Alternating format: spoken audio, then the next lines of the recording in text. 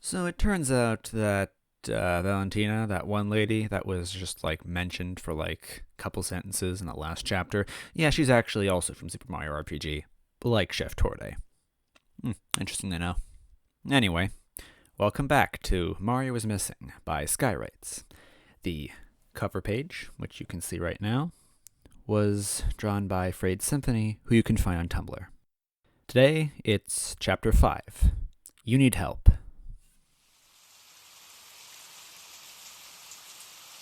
Out here, up in the sky, soaring at impossibly high speeds, you really get time to think. Well, not really. My friend, Bullet Bill, got me to where I was going in probably less than a minute. But it was still a good time to think. Up here, I could be alone. Again. Except for my good friend, Bill. But he wasn't very talkative. Now that I was away from that nasty Bowser and his awful castle, I felt a little better about myself. Mario was lost even to Cammy. That is, well, that's not good, but not all hope is lost. I could still find him. I could even save him. And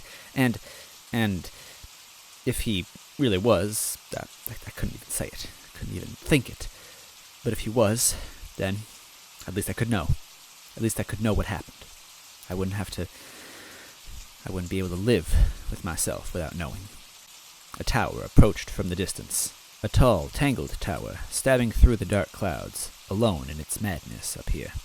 Even at my ludicrous speeds, I could see at the very top was a comfy-looking balcony. It probably gave a great view of, the clouds, I guess, seeing as it was impossible to ever see the city with all the rain. Still, it looked so peaceful. It appeared my stop was here. My good friend Bill let me know this by friendlily dropping me from his strong grip.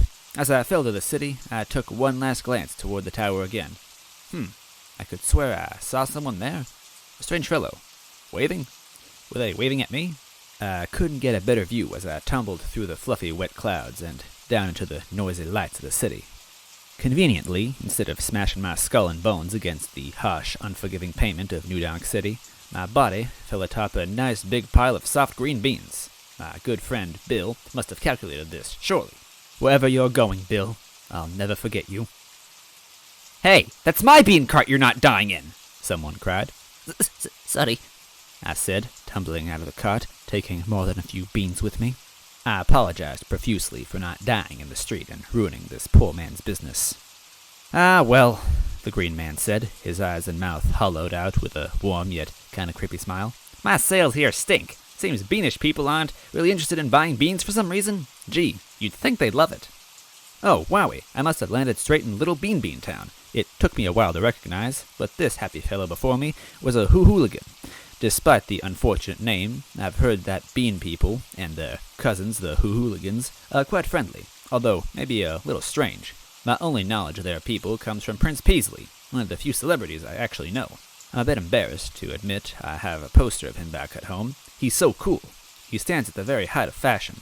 I think he plays sports sometimes too, but I don't pay much attention to that. "So, hey stranger, I know you just fell from the sky and all, but are you alright?" the hooligan asked me, his cactus-like arms stuck forever in a greeting pose. "You got one of them 1,000-yard stairs going." Goodness, I was daydreaming again. It felt nice to think about something other than frightening thoughts for once. I paid the cart owner a few coins, hopefully covering the damage I caused. "Gee, thanks, green guy," he said, smiling happily. "This isn't nearly enough, but I appreciate the gesture." I had never been to Little Bean Bean Town, even in all my time living here in New Donk. I was always told it was like a canned bean city, a home away from home for the beans. While it was very nice, it was also strange. Not that I was against foreigners or outsiders or anything, but the bean people had a weird fascination with mouths and teeth. Buildings were covered with ads and posters featuring green-skinned men and women, proudly showing off their extremely large mouths and their incredibly white teeth, as pristine as Wendy's pearls, maybe even more so. They were clearly very serious about their dental hygiene here. Across the screens and ads for Peasley Pants, which I've been saving up for, there were also many posters for comedians, new and old. Neon signs twinkled with images of laughing mouths. Ha ha ha, they blinked. Comedy must have also been very important to them, and I could see it in just the way they all walked. There were beans of all shapes and sizes strolling through the rainy city, but none of them frowned. It was a little disconcerting, actually. And stranger still, Unlike Bowser's part of the city, there was no sign of Cackletta around here. No posters, no pictures, no minions, no anything. Was she truly as big and bad as people said? Stranger? The cart owner grumbled, a frown forming over his face. They were a lot scarier when they didn't smile. I couldn't help but overhear you mumbling about... He shifted his hollowed eyes, making his next words extremely quiet. Cackletta. He returned his voice back to normal. I could tell he was shaken, just saying her name. You're not looking for her, are you? Oh, as a matter of fact, I am looking for her. These beans were certainly perceptive, weren't they? Okay, buddy. You're new here, the street merchant said, his face contorting into a grim hollowed-out jack-o'-lantern. It didn't appear easy for him to do this. Don't go looking for her. Just don't. She's bad news. Bad news. People that go looking for her don't often find her. Instead, those people get lost. You catch my drift? Could she really be so terrible? I had already met the King of Crown himself, so how could she possibly be worse? Bowser? I wish that guy were here. He's a big fluffy teddy bear compared to her. The hooligan shivered, his stiff movements even stiffer than usual. I mean, I've never seen her myself, but I've heard stories. I was already back to trembling. Even the landing smile of Prince Peasley's posters couldn't possibly protect me. But it didn't matter how terrifying she was. I needed to find her. My mind wouldn't let me be at ease. You're a weird dude, Greenie, the hooligan said. But fine, everyone knows she stays at Cackletta's tower, and spends all day and night scheming and doing who knows what. I've heard explosions coming from there, and not the fun kind like they used to be. Like they used to be? What on earth did he mean by that? Were there such things as fun explosions? And how come he had trouble saying the tower's name? The merchant stared at me like I was some kind of lost kid, a look I was very used to. Jeez, man, are you from Nimbus City or something? Used to be Booster's tower. He was a weird guy that just sort of moved into Little Bean Town, a bit eccentric, sure, but he got along with us well, and then, maybe a year or so back, Cackletta shows up out of the blue and storms the place, calls it her tower. How could she just take over? Wouldn't the police get involved? Hey, first you break my cart, and now you start asking me a million questions about stuff I don't like talking about, the hooligan said, his voice rising a pitch. I don't know, man. The old owner never pressed charges. I'm just a bean seller, okay? But what about this Booster and Cackletta? Did this hooligan ever see my brother? Did he ever enter that tower? There was so much I didn't know. So much I needed to know. The merchant slowly backed away, the pretty flower atop his head wilting at the stress. I just remembered. I gotta go check on my beans. Yeah, sorry, gotta go. Putting the cart's handle over his sturdy arm, the merchant quickly scurried away, dropping beans left and right as the broken cart desperately tried to follow him in his haste. Boy, it was a strange feeling watching someone run away from me for once. Usually it was the other way around. Although I was starting to feel like running away just at the mere thought of this Cackletta. Come to think of it, I didn't even know what she looked like. If these beanish types were already a little creepy, I didn't even want to think about what Cackletta would be like. Vivid images of a screaming mouth, its black void enveloping all, filled my mind. Wait! I'm thinking exactly about that! I just said I didn't want to! I shook my head, drops of rain spilling off my hat and nose. At least it was warm. At some point you just sort of stop noticing it, I guess. I knew where to go, possibly. That tower I saw when I came here, with my very good friend Bill, must have been Cackletta's tower. It didn't appear to be far, only a few blocks away. I could even see it from here, between all the funny little bean buildings. As I strolled closer and closer towards the tower, I noticed less and less beanish people walking by. The ones that were here appeared to be in a hurry, no longer wearing their big bright smiles. I checked around for the Prince Peasley posters, hoping to find some solace in his image. But to my dismay, they looked like they had been forcibly ripped apart, or burned down by a harsh thunderbolt. As a matter of fact, scorch marks littered the streets, along with just actual litter. I shivered. The usual heat of the city had vanished, replaced by an icy cold, a stark contrast to the hot rain around Bowser's castle. Many of the buildings were boarded up, looking dead and empty inside. This was nothing like Bowser's territory. There were no signs of thugs, at least, but at the same time, there was no sign of anything. Nobody wanted to be here. I found myself standing before the dark, looming tower. It was so tall, so very, very tall. I felt as if it were ready to gobble me up. A cute, round wooden door framed the entrance to this spooky old place, a happy sign near it, reading, "Welcome, in big bold letters. But the welcome was crossed out, and instead replaced with a sloppy, threatening, get lost. What in the world was I meant to do? There was no one around. There was no one to ask. Something rustled in the plants, and I couldn't shake the feeling that I was being watched. I couldn't even ask a bouncer what I should do. Why couldn't there be a nice old lady to talk to me here? But I wasn't about to leave empty-handed. I had no ideas, but I had to try something. I guess I could just knock on the front door and see if anyone was home. Lightning and thunder roared at the very thought of my idea, snapping and crashing into the dirt around me. I shrieked and my legs fell apart underneath. I was scared. I was so scared. I don't understand how I did it, but I found myself on the front door, about to knock politely, when a rubbery force pounded into my side, knocking the wind out of me and tossing me to the dirt. Are you insane? The voice cried. A woman's.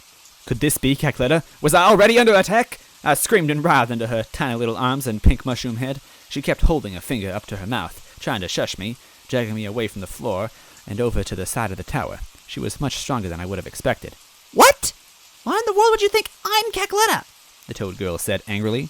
Right. This was a toad. Cackletta was a beanish person, wasn't she? Plus, looking over her, she appeared far too cutesy to be this ugly woman that Bowser had described. She even had pink little mushrooms dangling in her pigtails, although they were sort of busy whacking me in the face as I struggled against her. You want to know who I am? Who the heck are you? Why isn't there a guy dressed like Mario running around and going up to dangerous criminals' lairs and knocking on their doors? You're the weird one here. I absolutely could not argue with her logic. After finally calming down and stopping my struggle, I brushed the muddy dirt off my overalls and tried to explain that I was Luigi, Mario's brother. I just liked to dress like him, is all. You're Luigi? The toad said, covering her mouth with shock. This felt oddly familiar. I get reactions like this a lot, don't I? She brushed herself off as well, looking a bit miffed that her hair got messed up in our scuffle. Sorry about the tackle. I just couldn't stand by and watch you get zapped into oblivion or something. I'm Toadette, by the way. NDP. She paused and let out a sigh. I'm not NDPD anymore. Sorry. Force of habit. She was New Donk City Police Department? Or, well, used to be. I could just tell by the fire in her eyes that she was tough. Someone who didn't take no for an answer. She reminded me a lot of Goombella, actually. Hey! Toadette said, hands at her sides. You still never told me what you're doing here. Also... She paused to take in a deep breath, looking like she really wanted to yell the next part. She didn't. Get out of here! No, I couldn't leave. I went through so much trouble just to get here. I needed to find Daisy's crown, and I needed to find my brother. I needed to find something. If I could survive Bowser, I could survive this. I wouldn't back down. She'd have to beat me up to stop me, which seemed to be a likely possibility. The heck? She tilted her head. You just came from Bowser's club? Why in the world would you go there? Whose stupid idea was that? You could have been killed! Well, Goombella assured me that Bowser wouldn't kill me, so... Goombella? Toadette interrupted, her voice raising an octave. Her eyes softened for a moment, looking through me. How is she? She shook her head, her spunky expression returning.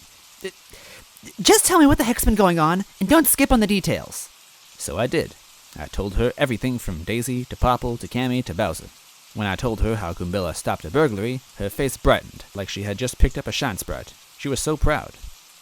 We took a seat under the awning of the tower, rain and lightning cackling, but at least we were safe. It was finally a moment to relax. Shielded from the storm, a patch of fireflowers glowed healthily, their leaves and petals dancing ever so lightly against the breeze. I could tell someone at this awful tower must have cared for them. However, one appeared to have been plucked out of the dirt haphazardly, kidnapping it away from its family. It reminded me of Mario. I guess it makes sense she sent you to Bowser's place, Toadette mused, looking lost in thought. She was always better at understanding people than me. I was curious, and honestly, I wanted to stay here for a while longer. I wanted to sit in the warmth of the fireflowers, away from the freezing rain for a bit more. I wanted to stay out of my head, stay out of danger, at least for a little while. How did Toadette know Goombella? Oh, Toadette said slowly, looking a bit sad. Like I told you, I used to be NDPD. I was Chief Toadstool's right-hand woman not too long ago. It feels like it was years back already. Goombella, as you know, is one of the officers. She didn't get along with many others, not even too well with Peach. But I liked her. I always noticed how she gave everything her all. She's a good cop. Maybe the best. She sounded so sad. What happened? For a moment she glared at me, as if she had realized she was spilling out her guts to a stranger. You're pretty nosy, aren't you? But then she just sighed. I can't explain it. I have a strange talent for getting people to open up. Again, I think it's because I appear so pathetic, no one thinks I could possibly hurt them. They're right. Well, it bothers me that you had to hear it from Bowser and not Peach, but... She looked at me, her gaze harsh, demanding my full attention. He told you about the toad that, It was hard for her to say. Died? Yeah, that was the toad that was apparently caught in the crossfire between a dispute with Cackletta and Smithy. A turf war of some kind. Her tiny hands curled into fists, and I was afraid she was going to hit me. That was my brother. She gulped, trying her best to swallow down her emotions. He was made an honorary captain by Chief Toadstool. The title didn't actually mean anything. We all knew that. Except my brother. He always wanted to help. He always wanted to explore. He wanted to believe that there was a solution to every problem. Like there was nothing he couldn't fix. I didn't like it. I didn't like how she kept saying brother. How her brother died. It sent a pale fear inside my stomach that ate into my chest. I didn't dare speak. I never thought... I should have paid more attention to what he was doing, to where he was going. But I was just so busy all the time, and I thought he could take care of himself. He was a little dopey at times, but he was so resourceful. I never thought anyone, or anything could get to him. Stop it. I didn't want to hear this. Toadette blinked. Did you say something? She shook her head. Well, it doesn't matter. He was at the wrong place at the wrong time. I blamed Peach. I screamed at her. I'm so embarrassed. She tried to tell me to cool off, but I wouldn't listen. I quit right there. Said if no one else was going to do something about the crime in the city, then I'd just have to do it myself. At least, with my last bit of rational thought, I recommended Goombella for my position, and honestly, I think she deserves it more than me anyway. But what was Toadette doing here? What was she planning on doing all by herself? Oh, you're one to talk, Toadette growled. You came here all by yourself, too. And at least I wasn't planning on just knocking on the front door. I've been trying to gather information, see what I can find. I want to know who did it. Who exactly did it? NDPD won't move in on these guys unless they have solid evidence. Even then, could they do anything about Cackletta or Smithy? What are they going to do? Put a god behind bars? Slap some handcuffs on an all-powerful witch? She sighed, looking hopeless. I don't know what I'm doing here, or what I'm planning. I just want to know. I just want to try. That made sense to me. I guessed we could help each other out. Toadette must have known more about Cackletta than me. I asked her about the so-called witch. Cackletta. Ugh! Toadette groaned. She's new to the city. Only got here about a year ago. Most of this, by the way, I learned from talks with Goombella. She knows this stuff way better than me.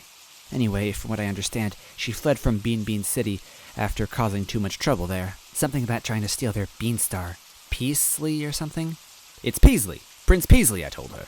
And he's not the Beanstar. He's a celebrity who happens to be a beanish person. Whatever, it's not important. Point is, she's here now, as I'm sure you know. Toadette went on, looking up at the golden gaudy tower before us. She just barged in and took over Booster's Tower. Used to be owned by some weird guy and his wife, I guess? What I do know is that unlike Bowser and Smithy, Cackletta has almost no minions of her own except for Fawful. She steals and takes from everyone else. Fawful? I'd never heard of him. All right, okay, I don't have to put a comment here, but let's just say, it's good to hear his name. It's good to hear his name, I think. I used to look for stories that actively had him in it, but even this time when I wasn't, he still happens to be here anyway. Of course, that was implied when Cackletta was shown to be here, but, well, whatever. Fawful? I had never heard of him. Yeah, he's just some pathetic lackey, Toadette shrugged. Her right-hand man, short beanish guy, always shouting. For some reason, he's the only one that's ever managed to live long enough with Cackletta and actually wants to stay with her. Whenever we had to deal with Cackletta, we dealt with that guy instead. Totally full of himself, by the way. But just what did Cackletta do, though? Bowser spreads drugs around the city, gets people into gambling. But what about this woman? That's the thing, Toadette said angrily. Nobody really knows what she does. At least with Bowser or Smithy, it's obvious. Smithy. I'd have to ask about him later. But with Cackletta, barely anyone sees her, and anyone that tries to find out anything goes missing. There's been some pretty heinous reports against her, from theft to kidnapping to murder, but whenever you ask a witness what happened, She looked down at the flowers. they go quiet, clam up. The fireflowers stared out into nothing like always. If they could, what would they say? They must have seen so much. They must know so much. Would they even want to speak? I wouldn't. I was starting to feel like that now. Somehow my body managed to ask the next question. How are we supposed to get in? Toadette frowned, glaring fireballs my way. We? Who said you were coming along? But she had to let me come. I needed to know. I needed to do something. Actually, wait, I thought about this. Maybe I could just wait outside. She could go in instead, and I wouldn't have to. Well, I guess if you want to join me so bad. Toadette mused, rubbing her chin in thought. I do happen to have a spare... No, that's okay. I changed my mind. I trusted Toadette to tell me everything that went down, and... Yeah, Toadette nodded. it would be pretty good to have someone at my back again, like old times. You're right. That was not at all what I was saying. Why doesn't anyone listen to me? The fireflowers reflected in her eyes, a renewed energy burning inside her. Okay, so here's what my plan is. It's not very great, I know, but it's better than what Goombella would have suggested, like just bashing down the door. She shuffled through her backpack, pulling out 2 black cloaks and some scary-looking gas masks. The first one I bought was way too big for me, but I decided to take it just in case. I knew it was good to always be prepared. She was extremely pleased with herself. She handed the thing to me. What in the world was it? What was I meant to do with this? The cloth itself was very smooth, but also felt a little rubbery, sort of like a cheap Halloween costume. They're sniffit outfits, she said cheerily, pulling the cloak over her big mushroom head. Her voice became muffled as the gas mask's mouth moved with her words. These two, for whatever reason, has a ton of stickers. Maybe he's related to them or something? I don't know. But these disguises should be perfect. It did not seem convincing. Toadette looked like a sniffet, sure, but she looked like the smartest sniffet I'd ever seen with the way her head ballooned out. She rushed me to put on my disguise, and, like usual, I obeyed without delay. I became very aware of my own breathing, and the world suddenly became hard to see. It was a little scary. But at the same time, I felt safe in here. No one could see my face, and my body was completely covered. Plus, any weird smells were being filtered through the mask. It was already starting to grow on me. The giant-headed sniffet said to me. You're way too tall. I don't know if you can pull it off. How rude. I was certain I could pull it off. I always liked costumes and getting into character. This robe fit me perfectly. Oh, and even my hands were little nubs, just like them. I felt the urge to walk in a straight line and shoot iron balls out of my nozzle. But I suppose now wasn't the best time to do that. Someone was calling out to us. Hey you two! A nasally voice shouted, practically scaring Toadette out of her disguise. You know Gamma hates it when we play outside. What are you doing? Get in here! It was a sniffet, a real one, like me. Toadette turned to face him, clearing her throat. Well, I'm dead. I shouted, my voice equally nasally. After all, I was a sniffet. It made sense I would sound like one. What the heck? That was amazing, Luigi. My brainy sniffet friend whispered as we scampered toward the door. The door sniffet was eyeing everything, suspicious of even the rain itself. He didn't look angry at least, just terrified of the entire world. I wouldn't know what that was like, being the confident sniffet that I was. You guys weren't messing with my flowers, were you? I don't have much anymore. If I find out it was you two who messed with them, I'll whine real loud. Well, okay, I'll whine pretty quietly, but you'll feel bad all the same. No, that wasn't us. I said as we sped into the tower, lifting our robes so they didn't drag any mud in on the tile. Okay. The sniffet said, unconvinced. He slammed the door behind us as quietly as one could slam a door. Gentle music flooded in through my mask. At one point it must have sounded soothing and inviting, but instead the music was garbled, like there were scratches all over the record. Or maybe it wasn't playing at the right speed. Holes littered the walls of the interior, and even some of the checkered tiles were upheaved and tossed aside without any care. Only the entrance was clean, strangely enough. Spotless even. It felt more like an abandoned hotel than a lively tower. The door sniffet quickly shuffled over behind a once beautiful entrance desk with the letters BK on the front. It was all scratched and shaken up, much like the sniffet itself, but he appeared to be making do as he shuffled his papers around and sipped anxiously at his coffee mug, the contents dripping into his mask's nozzle. The sniffet snuffled. Now I got a better look at you two. You guys look a little weird. His goggles glared our way, and he shivered. You're sniffets, right? If Grandma finds out I let in some intruders... Whoop! I sniffed back with a nod. Toadette quickly nodded along with me.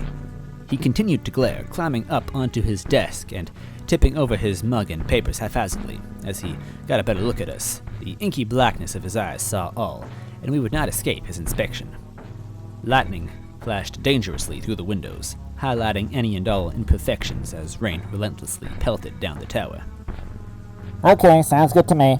He finally said, climbing back down to the front desk and sipping his mug again. Judging by the black robes, you guys must be applying for positions, huh? He shuffled his papers again, and I noticed they were mostly blank, save for a few with some fun scribbles on them. Very forward of you to show up in uniform already. Assuming you'll just get in like that, huh? He sounded angry, but then quickly followed up with a, I like your style. Toadette turned to me briefly, appearing lost in all this. I nodded confidently, sure that our employment would go swimmingly. Oh yeah. I sniffed, striking a cool pose with my arms outstretched. The Sniffet's mask widened in shock. Wow, you might even be overqualified. I gotta watch out for you. And I'm number 1. So, I snuffed coolly. when do we start? Number 1 looked over his papers again, shuffling through a particularly happy son that was wearing some very slick sunglasses. Oh, you can start right away. We've been in dire need of more help lately, and with number 2 gone, His voice trailed off.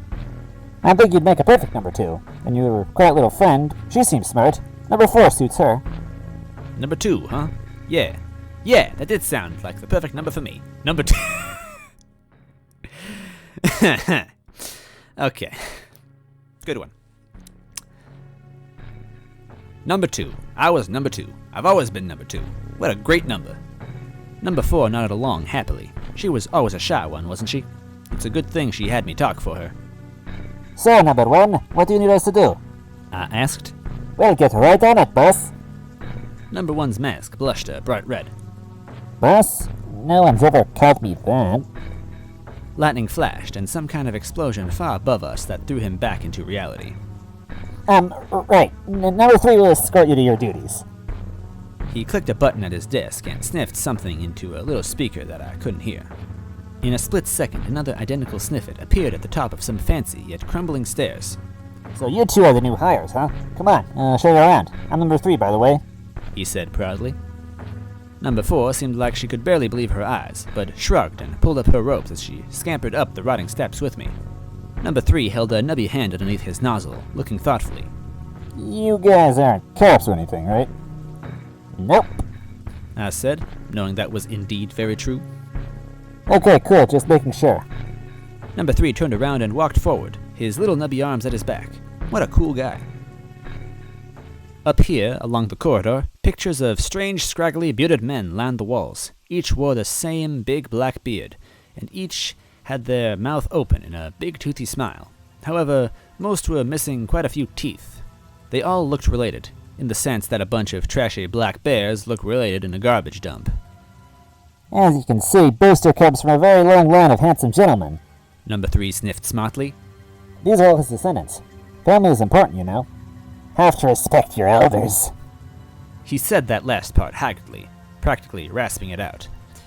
As we strolled through, we came along to the last portraits. The very last one must have been Booster himself. He was a prime example of a Booster.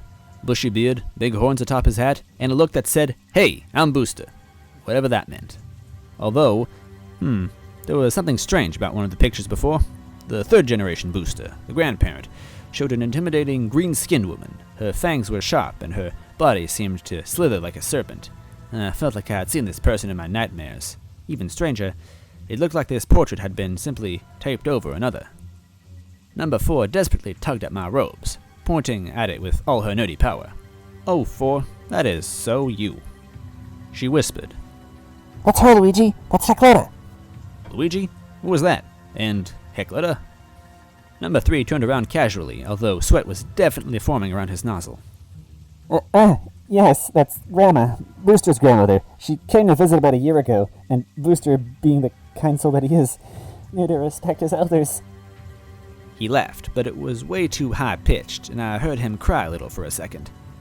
And since he's a respectful grandson, Booster made sure that Grandma had complete control over the tower, and us. She seems nice. I said. Oh, incredibly. Number 3 said shakily. Probably had too much caffeine like number 1. Just, if you see her, I advise never crossing her path or, being in her general vision. That's what happened to the old number 2. He looked down and hootled his nubs nervously. He was demoted pretty quickly. Right here, in front of everyone. There was a lot to clean up. Oh, like he made her spill a drink or something? Asked. Yeah, sure. Number 3 quickly returned to his walk, eager to escape the portrait of Grandma.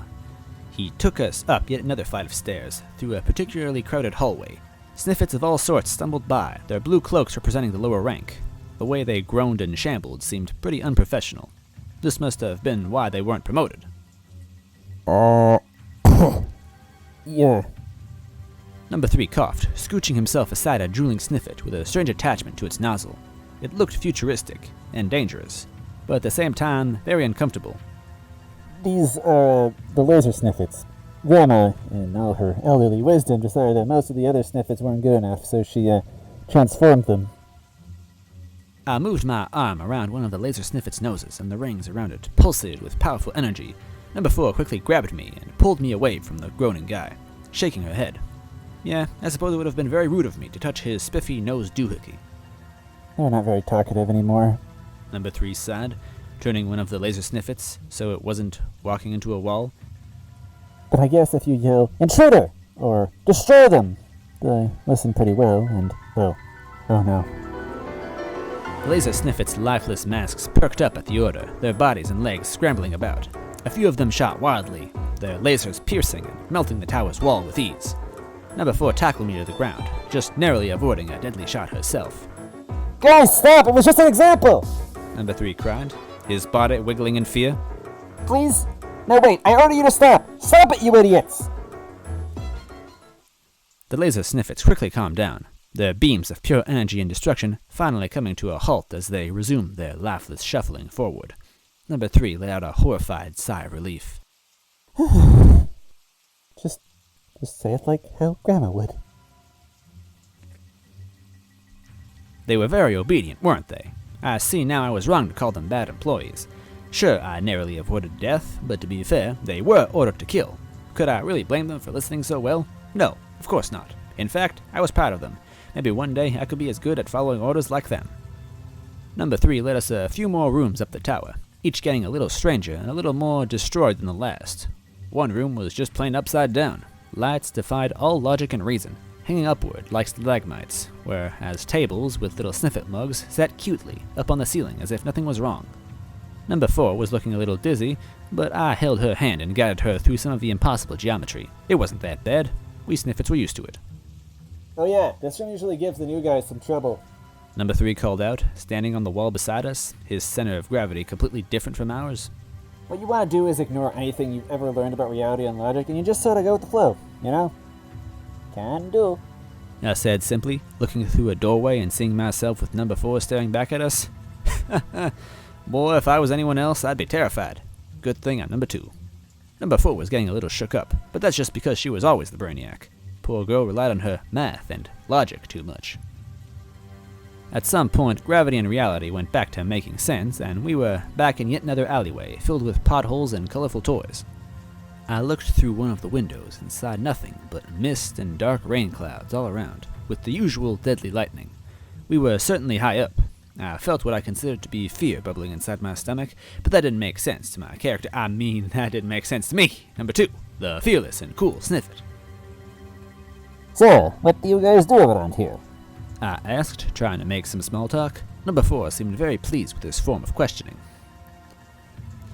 This and that. Number 3 replied casually.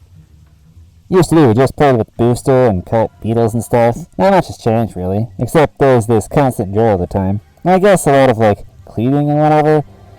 He hopped over a hole in the ground that appeared to just have no bottom, an empty vacuum of void, one where none could escape. He threw his candy wrapper down it. Number 4 tugged at my sleeve, motioning that she was still curious and wanted more questions. Oh, that 4. Well, it was my duty to help sate her inquisitive mind. What about Grandma? What's she do? I asked. Number 3 froze in his tracks. Nothing. I don't know. She likes to, practice exploding things and some kind of other stuff. She doesn't like it when we listen, so we mostly just leave her be. She, sounds like she has a lot of parties by all the shouting and noise she makes. Neat. Soon we came up to another long hallway. It didn't make sense with the way the tower looked outside, but I had come to expect this as normal here. Chain chomps of all sizes lined the walls here, barking and growling like a pack of wild animals the second we came into view. Their chains were not very long and did not allow them much movement to attack us. I didn't like it. So, okay, here's what your main job is. Number 3 said, standing a very good distance away from the chomps. You need to feed the chaps, okay? But not too much, Grandma said, or else they won't be hungry enough to attack any possible intruders. I don't really know why that's such a big deal, but elders know best. They didn't seem like they were treated well, all packed up here, screeching and howling at anything that moved. I remembered all the sweet and shiny chain chomps I met at Bowser's place, the way their eyes and fangs shone so happily. They were bitey, but it was a happy bitey. These creatures, they were angry. Angry at anything that wasn't them. Angry at whoever had done this to them. Number 4 stared at the chomps. Number 3 opened a closet door nearby and scooched a dusty mop out of the way, bringing out a huge bag labeled Chain Chomp Chow. It had a cute logo of a happy chain chomp winking, but the bag looked old, like it hadn't been used much. Here's their food. I'd be wary about getting too close. They're really hungry. They didn't, used to hate us, but well. He ended his thoughts there. I sniffed. It's a good thing I was number 2. Cool guy extraordinaire. I didn't care what anyone thought of me. I snatched up the bag quickly, impressing number 3 with my can-do attitude. Next, I reached in and tossed all the food out across the long hallway with a flourish, pouring out the entire bag into the air to the hungry chain chomps. For a moment, I saw their eyes glimmer with hope as they scarfed down their meals ravenously. Huh. Okay. Well, Number 3 said, staring at the already empty bag. I like your style, but that was a little too much. We're only supposed to give them a handful, and I guess the entire bag is kind of like a handful. And you're new here, so rookie mistake. He paused. Oh, we'll have to go out and get some more food, which actually would be kind of nice. The pleasant sound of animals cheerily chomping down their chow didn't last long. Something was coming. A shouting from below. That didn't sound like any sniffet I have ever heard. It made my nozzle shiver. I have fury!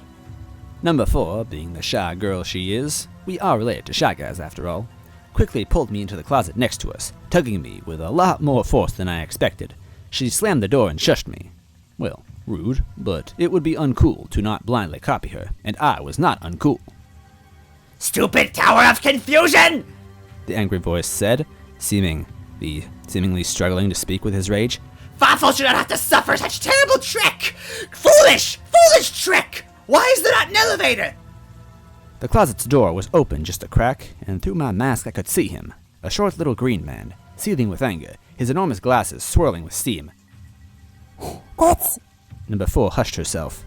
Fafel. Oh yeah, that's Uncle Fafel. Number 3 whispered casually, stuffed between us and the closet. What? Everyone else was hiding. I didn't want to be uncool. Fafel's rage simmered down just enough so that he could see the hallway before him. The chain chomps were happily eating their meal, much too happily. This enraged him. Gah! Minions! Minions of stupidity! I am calling you! He demanded, stomping his feet. I started moving for the door when Number 4 quickly grabbed me by the robe, shaking her head. We both looked at Number 3. He just shrugged, refusing to move a muscle. Impudence! Betrayal! Terrible service! Fafel screamed. Only the most broken individual would ever answer such a call. Someone without a spine. Someone whose dignity was far... Someone without a spine. Someone whose dignity was so far gone they had forgotten what the word even meant. A large black bird appeared behind Fafel, hanging and flapping its wings in a sweaty mess. It wore a strange helmet, keeping its long, colorful beak down at the floor. It towered over Fafel, but cowered before him all the same. Dodo! You terrible chicken of mediocrity! Fafel screeched. Why do the chain chomps have so many of their food? Did Fafel not give you the most clear of instructions? The bird known as Dodo stared blankly down the hallway before returning his gaze back down to Fafel's. There was what could have been understood as a shrug, but nothing else. He didn't seem like the talking type. Fawful was really digging into the bird, but it didn't seem to faze him all that much, sort of like he was used to it. That's Dodo. Number 3 chimed in helpfully, still staying quiet beneath all the screaming. He's Booster's wife's servant or something? I don't know. Mrs. Booster doesn't really stay here anymore since Grandma showed up. She just hangs out at some casino place all day right now. Nana sort of does what people tell him to do, but Grandma yells, even more than Mrs. Booster does if you could believe, so he just listens to her and Uncle Fawful instead. A rotten bagel of a sandwich this is! Fawful screamed, not making sense to anyone but himself. This cheese of feeding is expired! The bread is moldy, and you are expecting Fawful to take a bite? Fawful will instead bite you! Again, Dodo looked peeved, but it was impossible to fully read him. He just stood there and took it like a champ, even as little bits of spittle hit his beak. This bird must have been Employee of the Month for sure. Bah! Fawful spat. Care I do not! Let the chomps do their chomping! Fawful must bring this to Cackletta with much speed. You! He pointed at Dodo, who stared blankly. Help Fawful carrying this stupid thing of heavy! Do it, and Fawful may give less of a punishment. He paused. And have a wash of your grubby talons! Do not make dirty our experiment! Dodo shrugged in response and lumbered over to the closet door. I looked around, trying to find anywhere to hide, but there was nowhere. It was too cramped in here. We would be seen for sure. The 3 of us held our breath, knowing that we would soon be revealed. The door opened, and Dodo's beady little eyes found ours. He shook his head, making sure he was seeing correctly. Number 3 gave him a quiet wave. Dodo scrambled back to Fawful, hopping and groaning and grumbling. What? What words of disgust fall from such a horrible mouth? A tutor? You are saying to Fawful that a tutor is in the closet? Fawful groaned and simply smacked the bird upside the head. You waste Fawful's precious time! Hurry up and be bringing the thing with you! Dodo let out a defeated sigh. His eyes glared our way, but he simply stopped caring about anything anymore. There was a distinct metal clank sound as he picked something up with his talons. We couldn't see it from here. He flapped his wings and quickly flew off through the hallway and out of the tower. Yes! Fawful said to himself. Fawful is in charge. Fawful is the genius one. Yes. He giggled, his mouth opening much too widely. Headgear! In the next instant, some kind of strange hat plopped down on his head. The flames billowed underneath it like a jetpack, carrying a small angry bean across the chomps. Number 3 practically tripped over himself as he stumbled out of the closet. Gee whiz, that was a little scary, huh? It's kind of like playing hide and seek, but if you lose, who knows what happens to you? He laughed, but there was that little cry after. I came out to pat him on the back. Anyways, I think I really should get more of that chomp chow. I need a breather. You 2 gonna be okay on your own? He giggled at his pun. It was pretty clever. I'm number 2, you see, and number 4 elbowed me in my little sniff at ribs. Oh, yeah. Said. Yeah, we'll be good. Job description seems crystal clear. It kinda wasn't, but that was okay. In fact, did anyone get paid here? Cool. Number 3 nodded, still a bit shaken up. Yeah, okay, well, I'll be going. Give number 1 a call if you need anything, or if you start losing your sanity a bit too much or whatever. Okay? You got it. I said, attempting to give him the okay hand sign, but realizing I didn't have fingers. Or did I? Did Sniffits and Shy Guys have fingers under their robes? Okay, bye! He shouted, zooming away in a hurry. I went to look out the window, and through all the clouds and fog I spied a tiny little spurk running across the ground. Wowee, he was fast. Jeez Louise. Number 4 gasped as she ripped the cloak and mask off herself, revealing a small, sweaty toad girl. Thought I was gonna suffocate. I nearly jumped out of my nozzle, I was so shocked. A Shy Guy Sniffit taking off their mask, right in front of me. I always knew 4 was forward, but this... Number 4, what are you doing? She tilted her head, eyebrows raised. What do you mean, Luigi? It's hot. I need a breather, you know? You can't just take off your mask like that in front of people. I said, while turning away, my robes heating up in pure embarrassment. Also, why did she keep calling me that awful name? You're really weird. She sighed. But fine, you're right. Best I stay in disguise for now. She quickly dressed herself back up, and the images of Toadette left my mind, leaving me back in my comfortable position as number 2. Phew, okay. said, turning back around to number 4, who was finally decent. We'd have to talk about workplace harassment since I was her superior and all, but that was later. There is a lot to do. I said, and she nodded.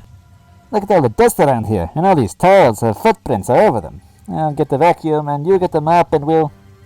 Luigi, get a hold of yourself! We have a mission to do here! Stop messing around! I froze. She was right. Number 4 was my responsibility, my employee, and here I was shirking my duties. What kind of sniffet was I? Our primary job was to keep Booster happy and follow Grandma's orders. We had to find them. They'd tell us what to do. I felt like there was some other reason too, but the details were hazy. Sorry. I said, my voice sounding less sniffly than usual. I shook my head. I'm number 2. I'm number 2. I can do this. Come on, let's keep going. While the 10 champs are still eating. Stupid stutter. Go away.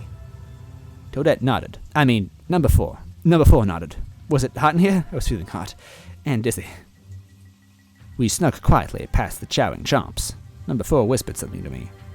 Luigi, thank you for feeding them. I can't stand to see animals treated badly. Even if it's chain chomps, I don't care. She cautiously pressed her palm against one of the chomp's distracted heads, petting it so softly they probably didn't even notice. Maybe when this is over, we can come and rescue them. Send them towards Bowser, at least. I wanted to say something along the lines of, yeah, we'll do that. I also love animals. But then at the same time I wanted to say, we can't go against what Grandma says. We're sniffets. And then another part of me, a part of me I didn't want to remember, didn't want to say anything at all. It was overwhelming. I didn't say anything. Exiting through the door, number 4 and I found ourselves in front of a train, with railroads and tracks and everything. Not fully sized, mind you, more like a tram car kind of thing. It felt like a child's train come to life. The sleek black exterior and its classic locomotive style practically begged us to jump into the cart and enjoy a ride. What should we do?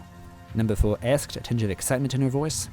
There was nothing else here, nowhere else to go. The train tracks went through some dark tunnel to who knows where. Number 4 knew the answer and so desperately wanted to say it. We have to ride this, don't we?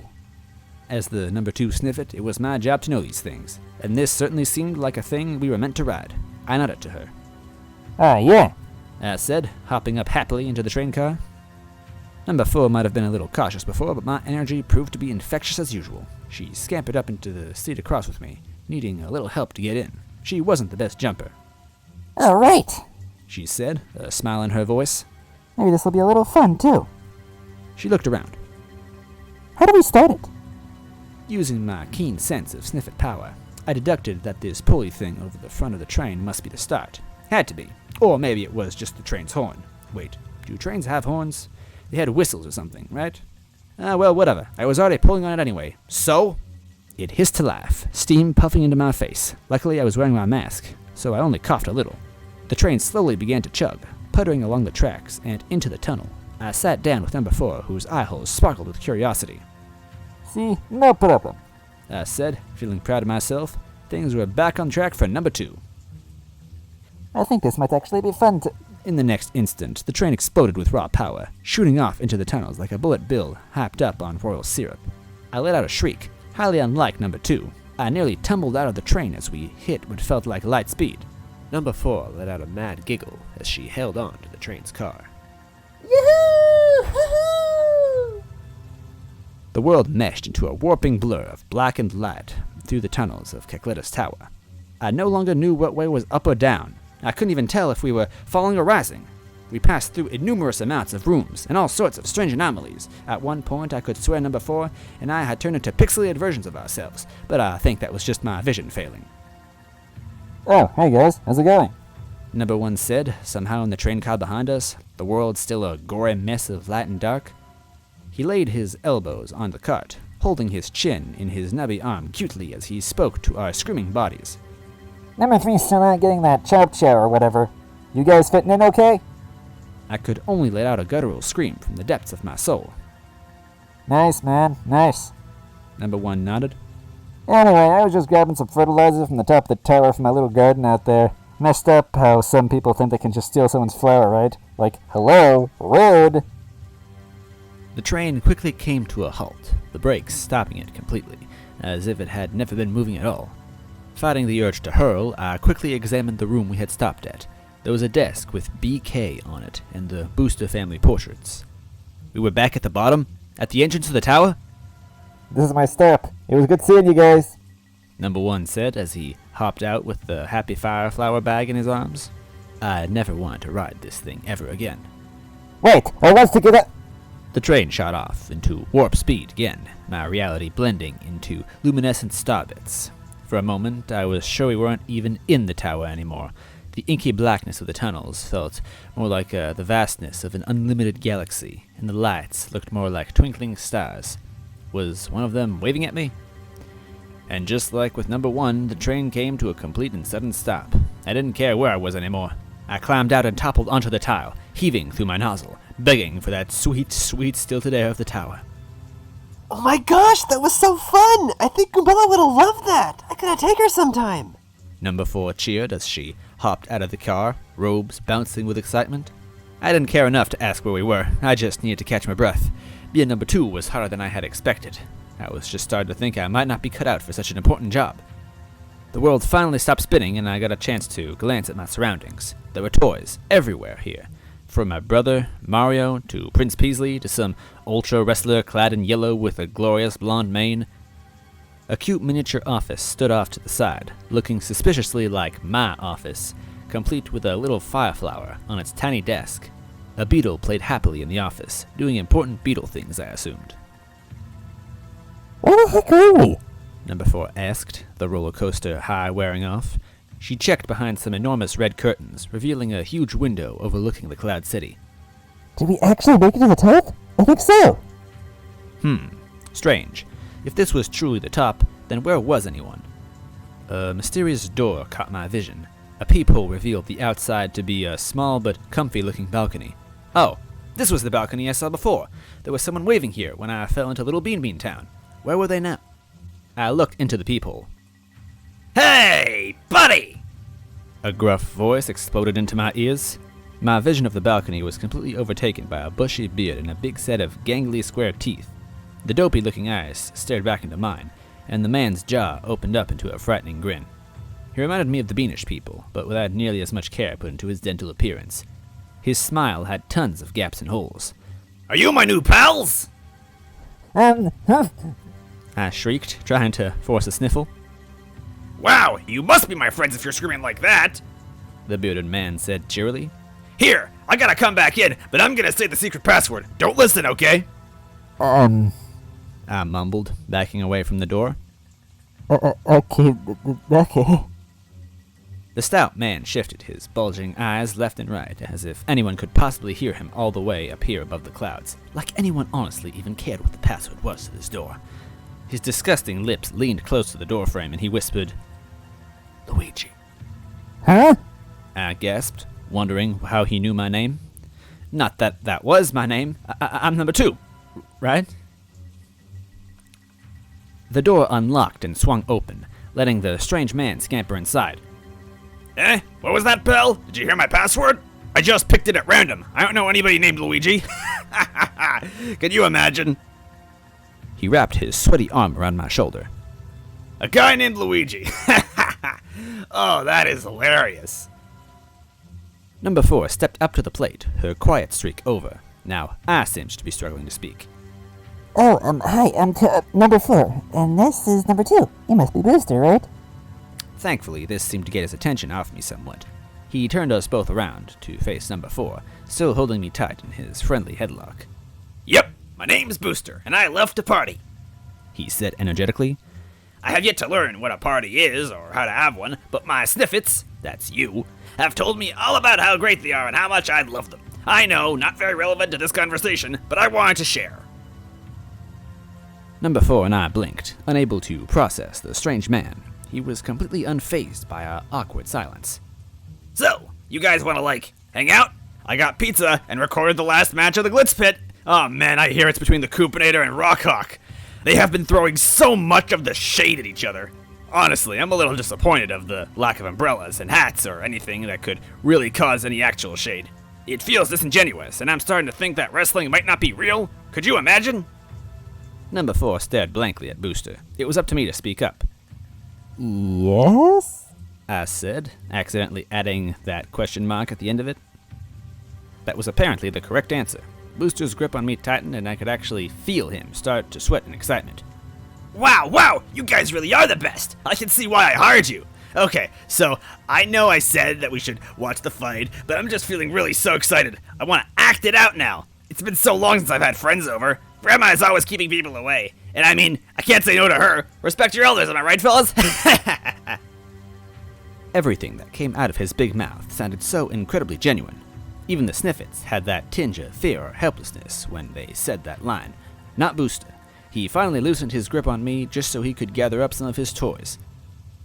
I am going to be Rockhawk, Booster claimed, holding up the wrestler doll like it was a legendary item. because I have the biggest rock collection, and I love rocks. Not as much as Beatles, but... A flash of red met my eyes. The Mario doll.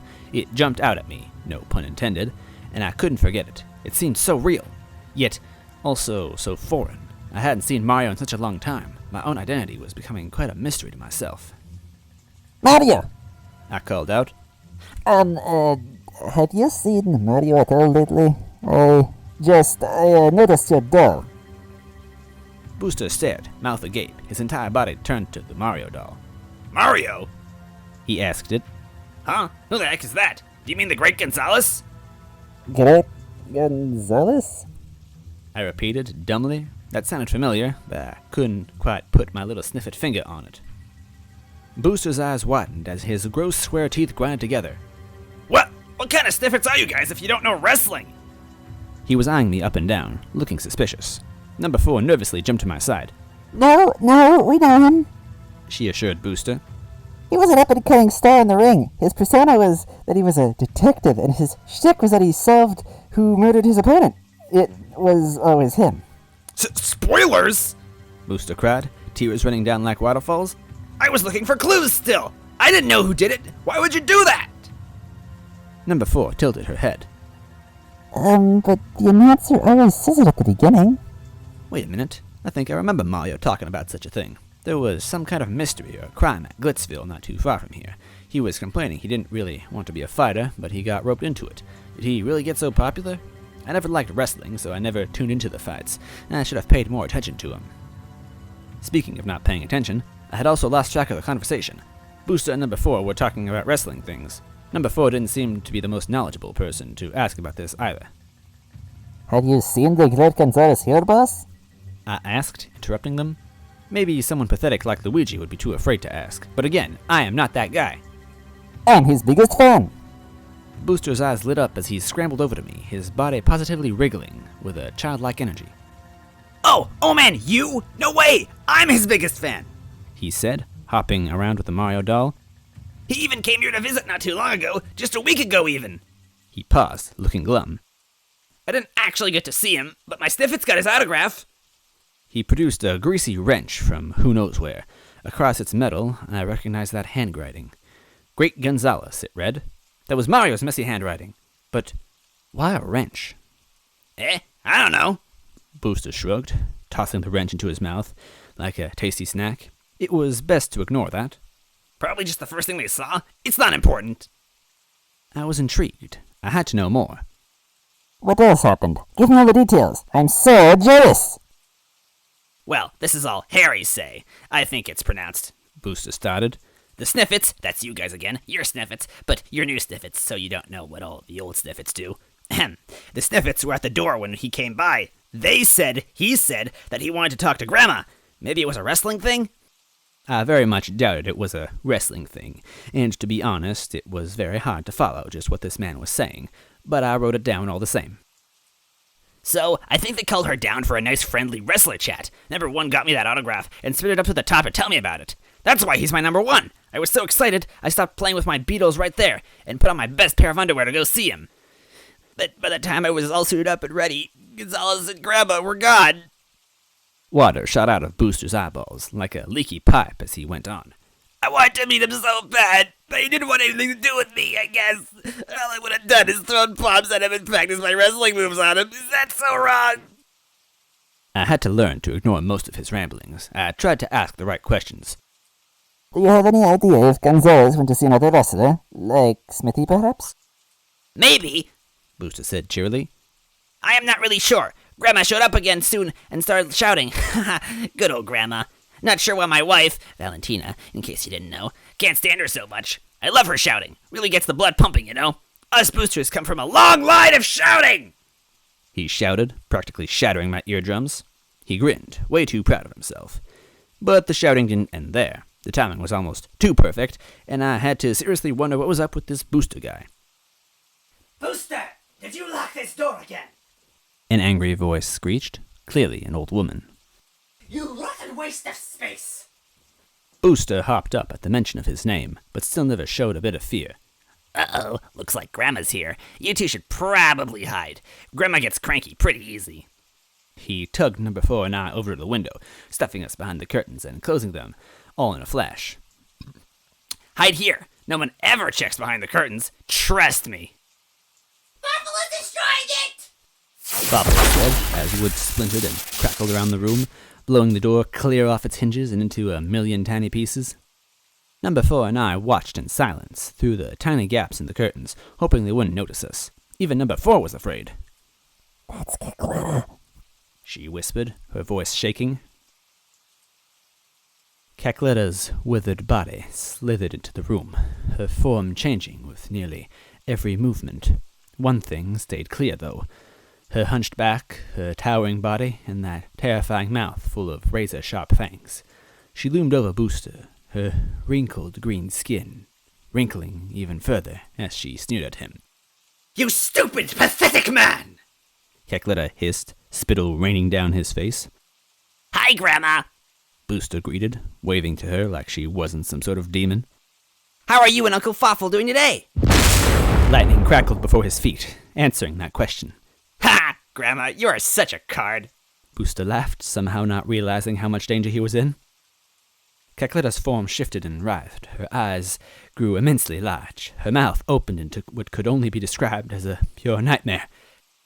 Get out of here this instant, you disgusting fool! Even though it seemed her mouth would swallow him whole and her claws would tear him apart, Booster simply looked up at her with that same smiling face. Sure thing, Grandma. I'll see you later. And without a care in the world, he scampered away on his train, tooting its whistle as it shot away into the tower. Cackletta's spine no longer stretched as she returned to her normal form, which was still scary, by the way, and called out to her minion. Fawful, bring in the test subject. She grumbled and groaned. How that pest Booster has managed to escape my wrath after all this time is beyond me. Yes, Cackletta. Fawful said obediently before shouting, Dodo! There was that defeated sigh of flapping wings as a large bird flew in, holding a metallic object. He dropped it on the tile before them with a loud clunk. Good, Fawful, good. Cackletta sneered, her lips morphing into a horrible smile, worse than her frown.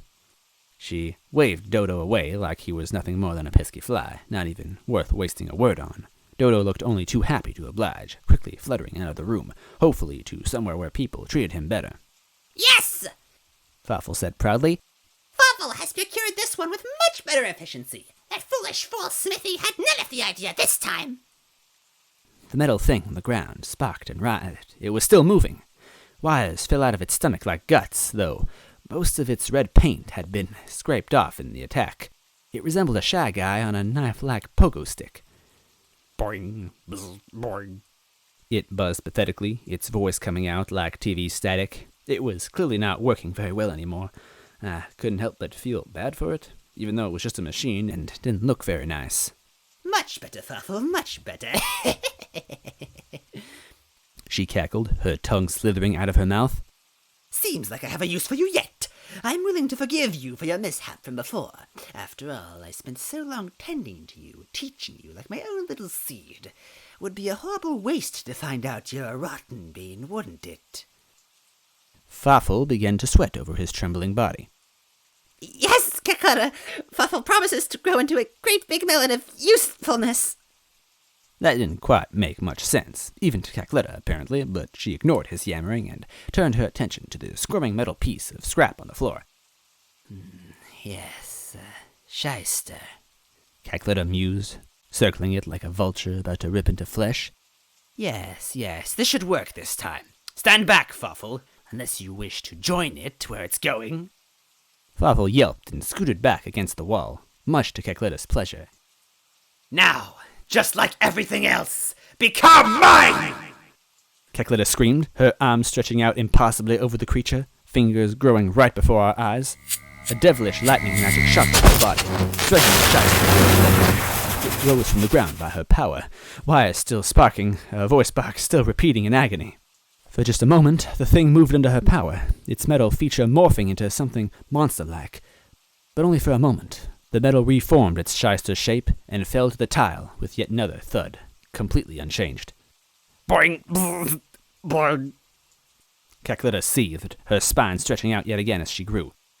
Why won't my magic affect it? How can this be? Farfel, however terrified, still chose to speak up. Farfel's best guess is that it may have something to do with Smithy's tiny, stupid power. He whimpered. Not his own, of course. He merely is using the great power rings of a crystal star. Farfel believes it is with that thing that his creations can resist you. Crystal star, bean star, star piece! There's always some kind of cruddy star, isn't there? Always some kind of star getting in my way. Why is it that he, of all people, has such a thing? Farfel believes it is from some sort of dealing. The stupid man used to own a star piece, but the star idiots are wanting for it on their road. Farfel does not have the knowing, but Smithy traded his star piece for a crystal star, similar in powerings, but much less important to the star idiots. Cackletta scooped the shyster into her claws, and then clenched it into sparking fists, crushing the metal with ease. That's Smithy, always the slick businessman, ain't he? Probably going to take over the whole city the way he seals things. Always with the deals. An awful think-rat! Farfel agreed. I couldn't help it. I tried so much to hold it in, but watching her move, watching her destroy that machine, everything, it was all too much. Even for number 2. I let out a tiny shriek, covering my mouth as hard as I could, hoping to whoever was out there that they'd spare me from Cackletta's view. Did you hear that, Farfel? Cackletta hissed, turning towards us. Toadette clutched at my arm, either scared or angry with me. Yes, speaking of the think-rat, Farfel growled, edging closer. Farfel believes there is something behind the curtains. Toadette and I quickly shuffled over against the wall, hoping that maybe they would only open the center curtains, that maybe we could avoid this if we played our cards right. Show yourselves, fools! Cackletta yelled, lightning and fire devouring the curtains in one quick movement, revealing both of us to their angry glare. Hello? Toadette started, keeping her mask firmly in place, trying her best to give a snuffly voice. Sorry, Grandma. We got caught playing hide-and-seek with Booster and... You'd do well to shut up. Cackletta hissed, her spine stretching towards us. You must take me for an idiot? I know what those loathsome sniffets look like, and you aren't them! Her claws snatched both of us up, holding us upside down by the ropes. Our bodies tumbled out, and I felt my own reality catching up to me. Oh no, I'm Luigi, aren't I? Oh no, that was the worst person I could have been! Oh.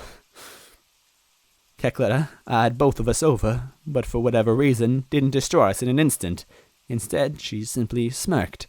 I think I would have rather she killed us. Well, looky here at what we've found. Toadette quickly gathered herself up and jumped in front of my cowering body, her tiny hands curled into fists. I couldn't even find the strength to stand up myself. How did she manage to stand up to Cackletta? 2 think-rats, Farfel laughed, a similar one to Cackletta's, but higher pitched. Farfel had this supposing that there were intruders, and it seems to be smelly pig intruders, too. Cackletta cackled, rubbing her hands together. Oh, cops, too? You come to spy on me? And here I thought little old Peach was afraid of me. I'm not a cop anymore. Toadette said angrily, trying her best to show no fear, but failing. But you're right. Luigi and I are here to see what you're up to. What? Why'd she say my name? Don't bring me into this! The witch's attention was swiftly brought to mine, her face floating before me, with that same smug sneer. Luigi, is it? The great brother to Mario? You? This scared little worm? I couldn't say anything. I never could say anything. I never could do anything. Toadette growled, grabbing their attention back towards herself.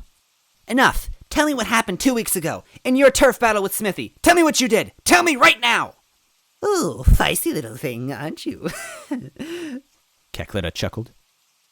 Barge into my home, into my room, and then demand I tell you what happened with some gang leader. Shut up! Which one of you killed a toad that day? Hurry up and tell me! She slithered around us, her body melting into shadows, dancing with shadows and darkness so easily. My. So angry, so assuming. You would think I would waste my time with some toad. You think I would care about killing some annoying crows in someone else's garden? That toad wasn't in my territory, little girl. That toad was sticking his nose in Smithy's business, not mine. Fawful stepped in, his glasses gleaming. And the only thing that rotten Smithy has a care about is his business. Anyone that has the courage to get in his way of his business disappears!